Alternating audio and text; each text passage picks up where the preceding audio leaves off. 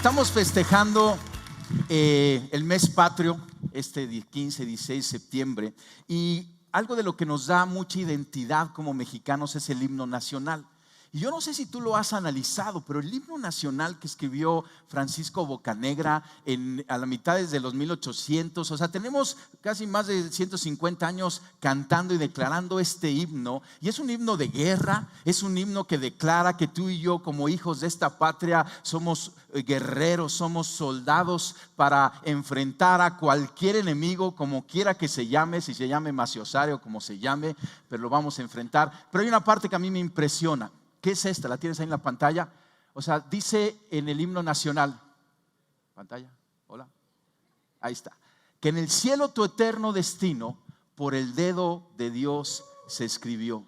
Y o sea, yo no sé Francisco Bocanegra de dónde lo sacó, dónde se inspiró. Es una poesía que él escribió, pero conocía, leía la Biblia o qué sucedió aquí. Pero tú y yo tenemos 150 años declarándolo, que la historia, el destino de México se ha escrito por el dedo de Dios. Y así se llama esta plática, por el dedo de Dios. Es interesante porque al estar estudiando la Biblia encontré 4 pasajes que mencionan el dedo de Dios, que se menciona que se escribió o que se declaró algo por el dedo de Dios. 2 están en el Antiguo Testamento, si quieres pasar la siguiente, y 2 están en el Nuevo Testamento. El primero en el Antiguo Testamento es cuando el pueblo de Israel, ahí está, cuando el pueblo de Israel estaba siendo esclavizado en Egipto por 400 años en una condición horrible, y Moisés fue enviado por Dios, y Moisés y Aarón ahí con grandes señales y prodigios, y los hechiceros de Egipto, del faraón, trataban de igualar lo que Moisés y Aarón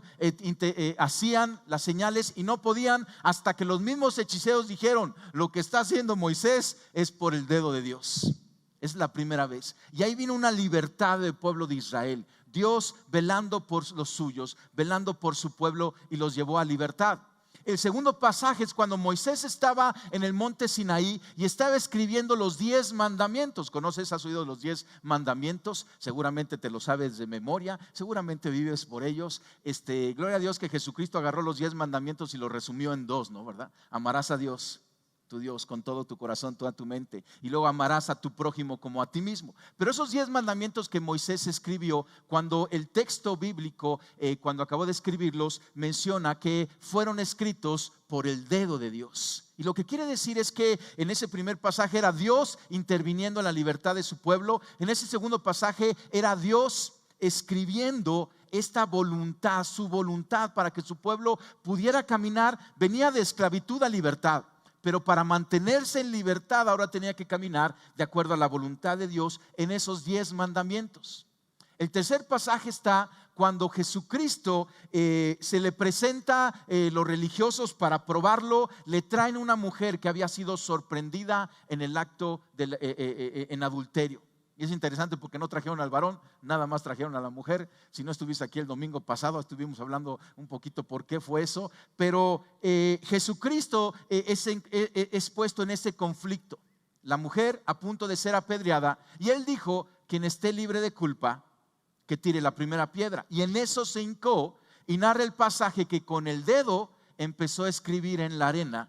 Algunos interpretan que quizá estaban escribiendo los 10 mandamientos, y uno a uno fueron tirando sus piedras y yéndose de ahí, hasta que Jesucristo voltea, no ve a nadie y dice: mujer, ¿y tus acusadores dónde están? ¿No hay ninguno? Dice: ninguno, Señor. Y él dijo: tampoco yo te condeno, vete y no peques más. Y era Jesucristo escribiendo con el dedo en la arena. Dios, Jesús, escribiendo ahí. Y ese es un pasaje que también trajo libertad a esta mujer. Y el cuarto pasaje que encontramos que se narra es cuando Jesucristo se le cuestiona acerca del origen de su autoridad para traer sanidad a un hombre mudo. Y quiero que vayamos a ese pasaje, le vamos a dedicar un poquito más. Está en Lucas 11, y vamos ahí a Lucas 11, pero ponme el pasaje completo, por favor.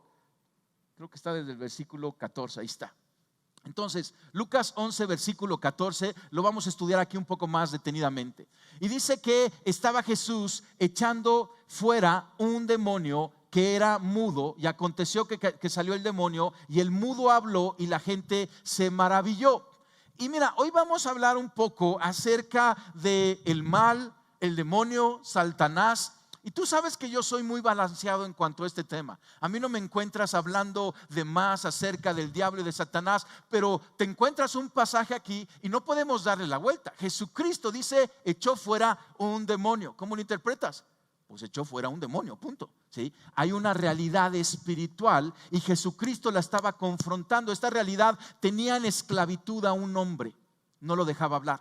Y en cuanto fue echado fuera, el hombre empezó a hablar. Lo interesante, dice el siguiente versículo, dice, pero algunos de ellos decían, los que vieron este milagro y se estaban maravillando, decían, por Belcebú, príncipe de los demonios, echa fuera los demonios.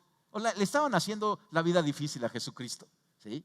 Y andaban aquí sacando una mentira diciendo, sí, la autoridad que tiene Jesucristo es porque Él viene de parte de los mismos demonios, ¿sí? Y entonces Jesucristo les responde, mas Él, conociendo los pensamientos de ellos, les dijo, todo reino dividido contra sí mismo es asolado, y una casa dividida contra sí misma cae.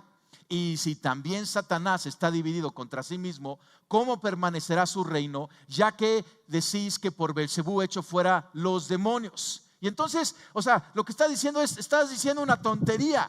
Si yo estoy liberando a este hombre de una esclavitud por un demonio, ¿cómo al nombre del mismo demonio yo puedo hacerlo? Estaría conflictuando el mismo equipo, estaría contra sí. Y entonces Jesucristo les dice en el versículo 20, mas si por el dedo de Dios, y aquí está, mas si por el dedo de Dios echo yo fuera los demonios, ciertamente el reino de Dios ha llegado a vosotros. Entonces fíjate qué increíble, porque en el cielo el eterno destino de México por el dedo de Dios se escribió. Esa es parte de nuestra identidad mexicana que cantamos y declaramos en cada acto cívico, cuando damos honor a la bandera y al himno nacional. Y es esto, que el dedo de Dios está escribiendo la historia de México, y entonces el reino de Dios ciertamente ya ha llegado a nuestra patria. Regresa, vamos a continuar el versículo 21, quiero leerlo también. Dice, cuando el hombre fuerte, y Jesucristo sigue enseñando de esto, cuando el hombre fuerte armado guarda su palacio, en paz está lo que posee. Y se está refiriendo a aquel que estaba endemoniado, poseído. Y decía, mientras él está siendo poseído y no llega otra fuerza mayor, está tranquilo. Pero cuando viene, el siguiente 22, cuando viene otro más fuerte que él y le vence, le quita todas sus armas en que confiaba y reparte el botín. Se está refiriendo a que Jesucristo liberó a ese hombre mudo, porque Jesucristo es más fuerte que aquel que estaba teniéndolo en esclavitud. Dios es más fuerte que aquellos egipcios que tenían al pueblo de Israel. Dios es el que nos guía en su voluntad para caminar en perfecta libertad. Dios es el que no condena a nadie. Dice, ven, estemos a cuentas, camina en libertad. Y Él es el poderoso para llevar a nuestro país a libertad. Regresa a la presentación, Memo, gracias. Memo, ahí estás, ¿sí? Pásale la siguiente. Cuidando a México. Déjame darte una ilustración ahora en el Antiguo Testamento. Vamos a hablar de México. Yo sé que aquí hay también extranjeros en la congregación y estás aquí en México. Yo sé que tú quieres escuchar de un México mejor, porque eso también te va a beneficiar a ti que estás pasando residente, o a lo mejor has decidido hacer tu patria ahora, tu residencia por alguna situación, México. Y déjame platicarte este pasaje de la vida de David. ¿Conoces? ¿Has oído del rey David? El pueblo de Israel estaba en conflicto contra los filisteos, en guerra. Mexicanos al grito de guerra. Estamos en guerra, familia. Y aquí estaba David, Israel en guerra, y de repente salió un filisteo llamado Goliat, un gigantón fuerte, experimentado en la guerra, ese hombre fuerte que decía Jesucristo, ¿no? Y David dijo, pues denme chance, yo me lo echo, ¿no? ¿Cómo que no? Y todo el mundo veían este chamaco, porque algunos calculan que a lo mejor tenía como 18 años, un chavo, ¿sí? Y le decían, ¿cómo le vas a hacer tú si tú no te has experimentado en guerra? Y entonces David les dice esto: he estado cuidando las ovejas y las cabras de mi padre, y cuando un león o un oso viene para robar un cordero del rebaño, yo lo persigo con un palo y rescato al cordero de su boca, y si el animal me ataca, lo tomo de la quijada y lo golpeo hasta matarlo. Así que voy a hacer lo mismo con este gigantón. Y entonces narra el Antiguo Testamento que le dieron chance. Y David agarró 5 piedras y la onda de pastor y salió contra Goliat, y de la primera pedrada lo dejó noqueado, le quitó su espada y le cortó la cabeza. Y entonces liberó a todo su pueblo de Israel y fueron en contra del enemigo. Tú y yo estamos cuidando a México, pastoreando a México, si quieres ponerlo así. ¿Por qué? Yo veo 3 cosas en este pasaje que leímos de David. Primero, las ovejas siempre están bajo riesgo. Tú y yo somos ovejas en esta patria, hijos de esta patria, y siempre estamos bajo riesgo. Siempre hay un enemigo que quiere hacernos daño, y por eso necesitamos estar cuidando. El pastor tiene que estar siempre alerta. Y tú en una u otra manera estás pastoreando a México. Quizá eres padre de familia y tienes a tu familia y necesitas cuidarla porque está en riesgo. Quizá eres el director, el gerente en una empresa o el dueño en una empresa, y tú tienes que estar cuidando tu empresa y a tus empleados y a tu gente porque están en riesgo. Cualquiera que sea la trinchera que Dios te ha puesto. Esto me enseñó mi mamá. Yo me acuerdo que ella de chiquito nos decía: donde esté, en la trinchera que Dios te ponga, pelea. Defiende esa trinchera. Si cada uno de nosotros en la trinchera que tú estás, estamos velando, sabiendo que estamos bajo riesgo. Y lo tercero es que el invasor tiene que ser confrontado con valentía. David salió contra Goliat y pudo haber perdido la vida, pero Dios lo estaba respaldando. Jesucristo dice: el buen pastor da su vida por las ovejas. Estaba hablando de Jesucristo. Tenemos que confrontar esto con valentía. A mí me impacta porque de repente parece que en lugar de que Dios nos haya dado un espíritu de valentía, ¿sí?, nos ha dado un espíritu de apatía. Porque veo al mexicano apático ante las circunstancias y tenemos que defender. Mira el pasaje en 1 Samuel 17:45, cuando David salió a la guerra. Y dice: David le respondió al filisteo, porque el filisteo se burlaba de David. ¿Sales conmigo como si fuera un perro con piedras? ¿Sí? Y David le respondió al filisteo: tú vienes contra mí con espada, lanza y jabalina, pero yo vengo contra ti en el nombre del Señor de los ejércitos celestiales, el Dios de los ejércitos de Israel, a quien tú has desafiado. La historia de México es escrita por el dedo de Dios, y hay gente que está desafiando al Dios de los ejércitos, y tú y yo vamos en el nombre del Dios de los ejércitos. Vienen contra nosotros con crimen, con narcotraficantes, con dinero, con poder, con lo que quieras, no importa. Tú y yo vamos en el nombre del Dios de los ejércitos, a quien ellos han desafiado. ¿Por qué Jesucristo nos enseñó en el Padre Nuestro? Hay una parte muy importante que dice: líbranos del mal. ¿Te acuerdas? El Padre Nuestro. Y ese líbranos del mal. Y yo he estado orando por México y por Puebla. Es uno de mis círculos de oración, de mis blancos de oración. Continuamente estoy orando por México y por Puebla. Pero en el caso de Puebla, llevo meses orando esta frase: líbranos del mal, líbranos del mal. Mira lo que dice Pablo en Efesios 6:12. Mexicanos al grito de guerra. Estamos en lucha, estamos en guerra. Pero ¿quién es nuestro verdadero enemigo? Dice Pablo: pues no luchamos contra enemigos de carne y hueso.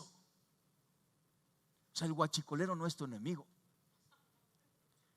Es la influencia que llevó al guachicolero a hacer lo que hace que es nuestro verdadero enemigo.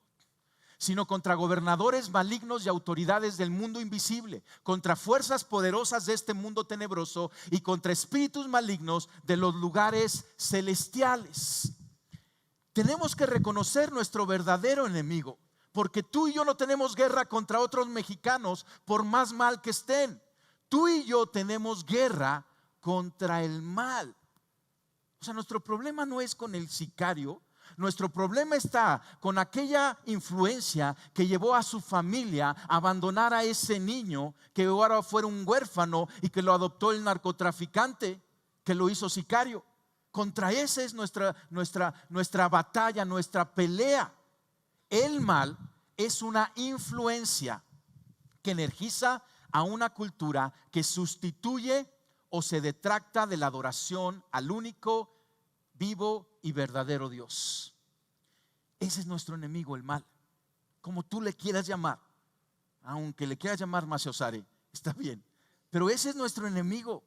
Esa falta de valores, esa fuerza de mal que lleva a las familias a quebrarse, a esos jóvenes a buscar en una falta de identidad, en una escasez de autoestima, a buscar fuentes ilegales de ingreso. Esa fuerza del mal, ese es nuestro verdadero enemigo, porque está sustituyendo la verdadera adoración al único y verdadero vivo Dios, a Jesucristo. Si la gente está con Cristo, si México está en Cristo, las cosas están cambiando y van a mejorar. Pero si hay una fuerza del mal que está trayendo confusión y mentira y está alejando al mexicano de permitir que su historia sea escrita por el dedo de Dios, esa es nuestra batalla. Y contra eso tú y yo tenemos que hacer guerra, liberando a México. Esa debe ser nuestra agenda todos los días, porque yo he visto que de repente algunos empiezan a tener su agenda de huyendo de México. No, es liberando a México. Esa debe de ser tu agenda. Pablo escribe a la iglesia de Corintios y dice: Él, refiriéndose a Jesucristo, nos liberó y nos librará de tal peligro de muerte. Jesucristo ya nos ha librado, pero Él continúa librándonos, porque Él es el más fuerte que puede llegar y atar a aquel que tiene en opresión a nuestro país, toda esa fuerza del mal, y liberarnos. Dice: en Él tenemos puesta nuestra esperanza. ¿En quién tienes puesta tu esperanza para liberar a México? ¿En el gobierno? ¿En la selección mexicana? Porque yo he encontrado gente que dice: lo único que necesitamos es ganar un mundial y todo va a estar bien. O sea, yo también quiero ganar un mundial, pero nuestra esperanza está en Jesucristo, ¿sí? Y Él seguirá liberándonos. Y es Jesucristo en nosotros que empieza a actuar. Para liberar a México, lo que se requiere es la obra terminada de Jesucristo en la cruz, por la que ha roto la obra y el poder del mal, y continúa ahora en la vida del creyente. Jesucristo ya terminó su labor. Él ya hizo su obra. Él vino, vivió una vida santa, impecable. Fue a la cruz como el Cordero de Dios que quita el pecado del mundo. Dio su vida, derramó su sangre, y el poder del Espíritu Santo lo resucitó. Él ya nos liberó del pecado, de Satanás y de la muerte. Y ahora tú y yo, como hijos de Dios libres por la pura gracia y misericordia de Dios, tenemos que tomar la autoridad de Jesucristo y continuar esta obra a través de cada creyente mexicano. Tú y yo tenemos autoridad delegada de parte de Dios. Tú y yo somos el dedo de Dios que está escribiendo la historia aquí en México. Pero entiende, nuestra autoridad no viene por nuestro conocimiento. Nuestra autoridad viene por nuestra relación con Jesucristo. Entre más cerca estés de Jesús, mejor mexicano serás. Te lo aseguro. Los mejores mexicanos están en la iglesia, escuchando de Cristo, amando a Cristo, dejándose transformar por Cristo, ordenando sus matrimonios en Cristo. Ese es el auténtico mexicano, alegre y colorido y dicharachero, está bien, pero en Cristo. Entre más cerca estés o sea, a lo mejor a veces te preguntas: ¿qué puedo hacer por México? Acércate a Cristo. Sé un íntimo de Cristo. Entre más cerca estés de Cristo, entonces tu vida va a cambiar, pero también vas a tener la autoridad para entonces enfrentar al enemigo. La vida, la libertad fluye primero de Jesús y su poderoso nombre. Y oramos en el nombre de Cristo Jesús, que esta nación sea liberada, cambiada, restituida. El poder de la cruz y la sangre de nuestro Señor Jesucristo, su sangre santa ya fue derramada, y tú y yo somos predicadores de este evangelio de poder. Para algunos es una locura, pero para mí y para ti es poder de Dios para salvación. De las promesas escritas en su palabra. La Biblia tiene promesas para nuestra nación y además nuestro himno nacional. Está buenísimo. Son promesas y tú y yo las declaramos. El destino presente, futuro y eterno de mi casa, de mis hijos y de mi México es escrito por el dedo de Dios y de la presencia y el poder del Espíritu Santo. Jesucristo ascendió al cielo y dijo: les conviene que yo me vaya, y nos dio al Espíritu Santo, porque el Espíritu Santo, si has creído en Jesucristo, está en cada uno de nosotros, y Él es el que nos energiza y nos dirige a Cristo y nos convence de la obra de Cristo y nos empodera para que ahora tú y yo podamos en su nombre liberar a nuestro país. ¿Qué se requiere? Dos cosas muy importantes. Convicción. Primero, necesitas estar convencido de esto, creerlo. Acuérdate que eso fue hace 2-3 domingos. Hablamos que nosotros al creer es que vemos, y necesitas creer que Dios ama a México, que Dios está por México y que tú eres la estrategia de Dios para México en Cristo Jesús, y lo tienes que creer y caminar con esa fe y apostar en cómo estás viviendo tu vida para México, haciendo el bien. Yo recuerdo de chico viendo el informe presidencial un 1 de septiembre y ya ya 1 de septiembre era un día de terror, porque tú sabías que iba a venir alguna anunciación, la banca le iba a agarrar el Estado, o iba a haber devaluación o algo así. Y yo recuerdo que días antes del informe oía a mis papás hablando, y sus amigos le habían dicho a mi papá: cambia tus pesos a dólares, porque va a venir una devaluación. Y esto quedó sellado en mi corazón, que mi papá le dijo a mi mamá: no lo vamos a hacer, porque eso daña a México. Y no lo cambiaron, y vino la devaluación, aunque él tenía esa información. Yo vi cómo amigos suyos se hicieron muy ricos, pero dañando a nuestro país. Y no es el tema de cambiar dólares y pesos, no. O sea, el tema es estar convencidos de que tú y yo podemos hacer la diferencia en nuestra nación con humildad. Porque también tenemos que tener esta humildad. Si tú y yo estamos sentados aquí, es por pura gracia de Dios, no es por nuestros méritos. Porque a veces nos sentimos superiores de aquellos que andan haciendo el mal y los vemos menos. Por pura gracia estamos tú aquí, y necesitamos tener esa humildad. Cuando los discípulos de Jesucristo llegaron con él y dijeron: Señor, aún los demonios se nos sujetan en tu nombre, Jesucristo dijo: no se alegren de eso, alégrense de que sus nombres estén escritos en el libro de la vida. Ser humildes, y veremos un México cambiado por Cristo.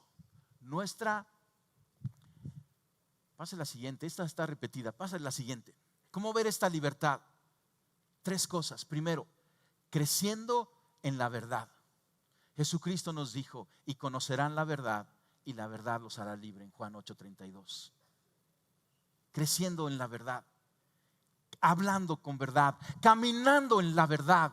Tú y yo como mexicanos no podemos hacer negocios con tranza y mentira. Tú y yo no podemos tener relaciones con engaño. Tú y yo no podemos criar hijos más que en la verdad. ¿Cómo estás viviendo tu vida? Porque como la estás viviendo, está afectando a mi México, y eso me enoja. Y nada más te digo, no hay pleito, pero en la verdad, caminemos en la verdad. México necesita una iglesia cristiana fuerte en la verdad, que entonces impacte su círculo de influencia. Lo mejor que puedes hacer para México es que tú camines en la verdad y lleves a tu familia en la verdad, y a tu negocio en la verdad. México necesita la verdad de Cristo, y que compartas la verdad. Segundo, caminando en el amor de Dios. En el amor de Dios. Estamos viviendo tiempos tan interesantes, porque ves esas noticias, ¿no?, de guachicoleros y narcotraficantes y demás, y tú y yo estamos orando por México. ¿Sí? ¿Estás orando por México? Pues ¿sabes lo que va a pasar? Que los guachicoleros van a empezar a venir a la iglesia arrepentidos, y los narcotraficantes y los sicarios. ¿Y qué vamos a hacer tú y yo? ¿Los vamos a ver feo o los vamos a amar? Betel, que es una organización con la que trabajamos, que ayuda a las adicciones, ellos tienen una fórmula para rescatar a los drogadictos. Van a las calles, los recogen perdidos, nadie los quiere, y ellos los traen a sus hogares, a sus casas de rehabilitación, y les ponen a un cristiano que le llaman la sombra. Y ese cristiano está con ellos en ese proceso de desintoxicación, y está ahí limpiándoles su vómito, amándolos.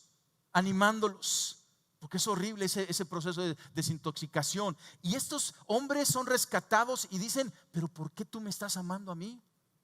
Si ni somos parientes.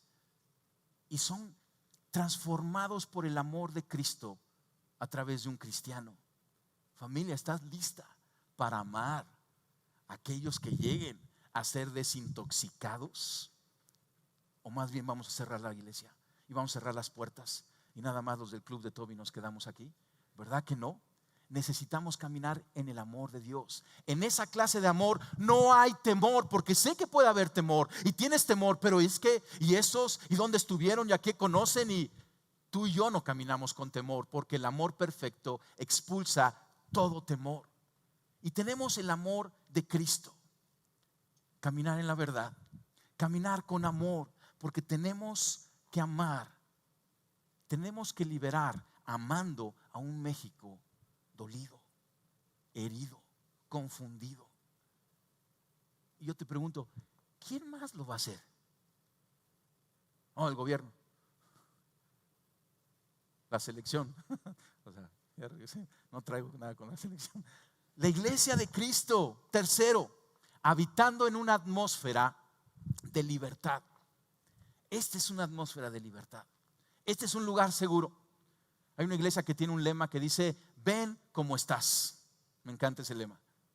Esa debe ser la libertad que tenemos aquí y el amor, pero hablamos con la verdad. Como Jesucristo dijo: yo tampoco te condeno, vete y no peques más. ¿Ves la combinación de amor, de verdad, en ese ambiente, en esa atmósfera de libertad? Mira este pasaje que el apóstol Pablo escribe en Romanos, a los Romanos 8:37, y dice: a pesar de todas estas cosas, y yo le pongo un punto aquí, a pesar de todas las cosas que tú ves, a pesar de todas las cosas que te han sucedido, sí, aquí en México, en Puebla, a pesar de todas estas cosas, Dios te dice hoy: nuestra victoria es absoluta por medio de Cristo, quien nos amó. Y estoy convencido, ¿estás convencido tú? De que nada podrá jamás separarnos del amor de Dios. Ni la muerte, ni la vida, ni ángeles, ni demonios, ni nuestros temores de hoy, ni nuestras preocupaciones de mañana, ni siquiera los poderes del infierno pueden separarnos del amor de Dios. Ningún poder en las alturas ni en las profundidades. De hecho, nada en toda la creación podrá jamás separarnos del amor de Dios, que está revelado en Cristo Jesús, nuestro Señor. Este es el ambiente de libertad que tú y yo tenemos. Estamos bien. ¿Puede venir problemas? Sí. ¿Vivimos en un México difícil? Sí. Pero a pesar de todas las cosas, tú y yo tenemos una garantía. Tú y yo estamos tomados. Dios nos tiene de la mano y Él no nos va a soltar.